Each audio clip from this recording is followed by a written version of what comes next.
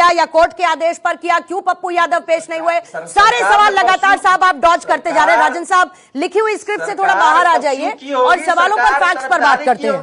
लिखी हुई स्क्रिप्ट से थोड़ा सा बाहर आ जाइए। किशोर कुणाल साहब, मुझे ये बताइए कि बार बार इस तरीके के आरोप लग रहे हैं कि ये तो पॉलिटिकल वेंडेटा है, क्योंकि आवाज उठाई पप्पू यादव ने। इतने समय तक हमारे यहां एक केस पेंडिंग, तो न्याय में अगर देरी हो रही है, किसी मामले पर सुनवाई नहीं हो रही है, जिस भी वजह से, फॉर व्हाटएवर रीजंस, फिर कहा जाता है कि उसको पॉलिटिकल टूल के तौर पर इस्तेमाल किया जा रहा है। ये तो पॉलिटिकल वेंडेटा है। पूर्णिमा जी, देखिए, पप्पू यादव को रत्नाकर जो था उससे वाल्मीकि के तौर पर प्रचारित किया जा रहा है। उन्हें रॉबिन हुड बताया जा रहा है और बताया जा रहा है कि लोकप्रिय है, सक्रिय है, लगातार गरीबों के लिए सक्रिय रहा है। तो ये सक्रियता उनकी कोर्ट के मामले में क्यों नहीं है?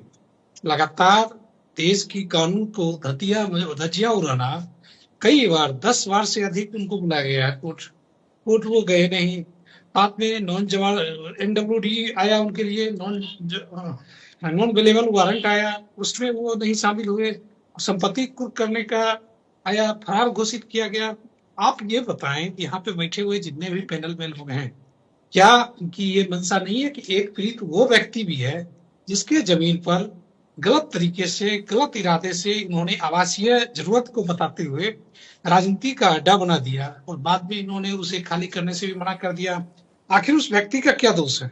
जिस व्यक्ति के परिवार को, जिस व्यक्ति विनोद बिहारी लाल जैसे व्यक्ति के संपत्ति को इन्होंने गलत नजरिए से, गलत तरीके से उसको कब्जा करने का प्रयास किया, आज कोर्ट में वो जा नहीं रहे हैं, जमानत ले नहीं रहे हैं। जब पुलिस उन्हें जमानत तामील कराती है तो अपने लोकप्रिय होने का आडंबर रचते हैं, बताते हैं कि मैं फला चीज में एक्टिव था इसलिए मुझे रोका जा रहा है।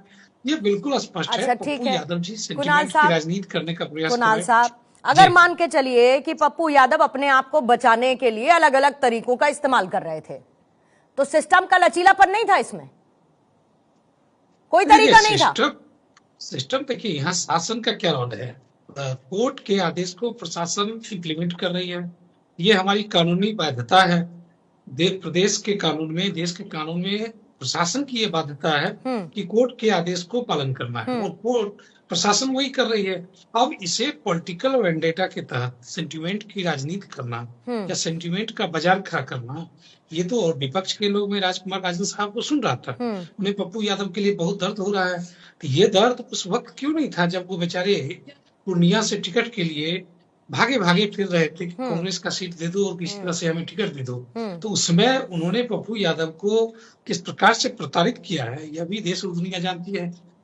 राजनीति में रहने वाले हर व्यक्ति को पता है, आम जनता को भी पता है।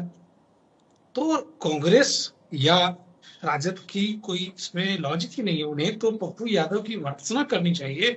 एक व्यक्ति जो पहले गरीब मजलूम का घर कब्जा करने का साजिश किया, बाद के दिनों में वही व्यक्ति कोर्ट को धता बताता रहा। लगातार वो सक्रिय होते हैं, लेकिन कोर्ट में हाजिर होने के नाम पे वो निष्क्रिय हो जाते हैं।